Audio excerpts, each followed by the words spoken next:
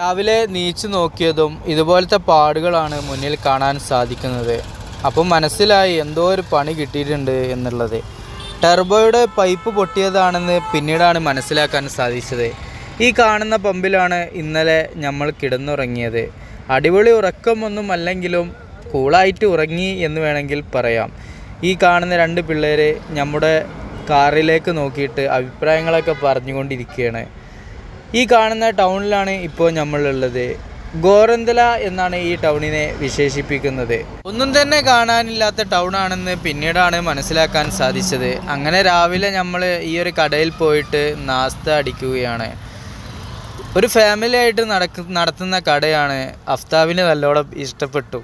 വീട്ടിൽ നിന്നൊക്കെ കഴിക്കുന്ന ഫുഡ് പോലത്തെ ഒരു ഫുഡ് എന്ന് വേണമെങ്കിലൊക്കെ പറയാം. ഷീറ്റ് കൊണ്ടുണ്ടാക്കിയ ചെറിയൊരു കട, അത്യാവശ്യം വൃത്തിയുണ്ട് എന്ന് വേണമെങ്കിൽ പറയാം. പിന്നീട് നമ്മൾ നേരെ പോകുന്നത് കുളിക്കാനൊരിടം തേടിയിട്ടാണ്. അങ്ങനെ നമ്മൾ എത്തിപ്പെട്ടത് ഇതുപോലൊരു കുളത്തിൻ്റെ അടുത്തായിട്ടാണ്.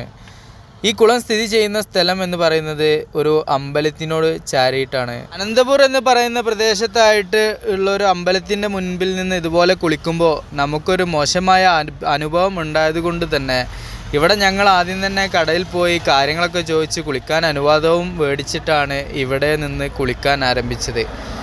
നമ്മൾ ഷൂ ആ ഒരു കുളിക്കുന്നതിൻ്റെ അടുത്തായിട്ട് അലക്കാൻ വെച്ചതിൻ്റെ പേരിൽ അടിക്കാൻ വരെ ആളുകൾ വന്നിട്ടുണ്ട് എന്നുള്ളതാണ് അവിടെ സംഭവിച്ചത്. അനന്തപുർ എന്ന് പറയുന്ന പ്രദേശത്താണ് അങ്ങനെ ഒരു മോശമായ അനുഭവം നമുക്കുണ്ടായിട്ടുള്ളത്.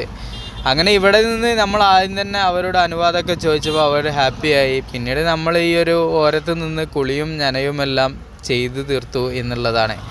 എന്തുകൊണ്ടാണ് ഇവരിങ്ങനെ നമ്മളോട് പെരുമാറുന്നത് എന്ന് ചിന്തിക്കാൻ പോലും കഴിഞ്ഞില്ല എന്നുള്ളതാണ് അനന്തപുർ എന്ന് പറയുന്ന പ്രദേശത്ത് നിന്നും ആ ഒരു സന്ദർഭത്തിൽ മനസ്സിലാക്കാൻ കഴിയാതെ പോയത്. അങ്ങനെ അവിടെ നിന്നും വരുമ്പോഴാണ് ഇതുപോലൊരു അക്കാദമി കാണാൻ ഇടയുണ്ടായത്. നമ്മുടെ അവിടെ മേജർ രവി തട്ടിക്കൂട്ടി ഉണ്ടാക്കിയിട്ടുള്ള പരിപാടി പോലെ ഇവിടെയും നമുക്കിത് കാണാൻ സാധിക്കുന്നുണ്ട്. പക്ഷേ ഇവിടെ തട്ടിക്കൂട്ടല്ല എന്ന് മനസ്സിലാക്കാനും കഴിഞ്ഞു.